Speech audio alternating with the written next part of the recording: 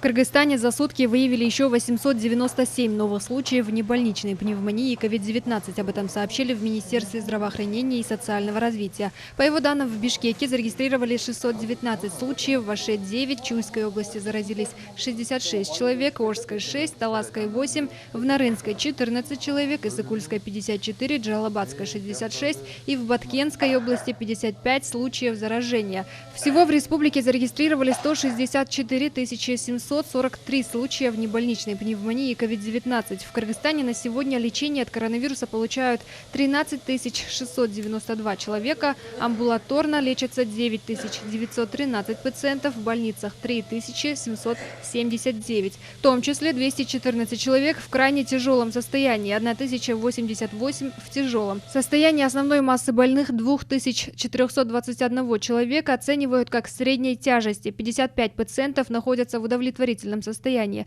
Также, по данным министерства, в Бишкеке зафиксировали 5 летальных исходов, в Чуйской области 3 и в Волжской области 1.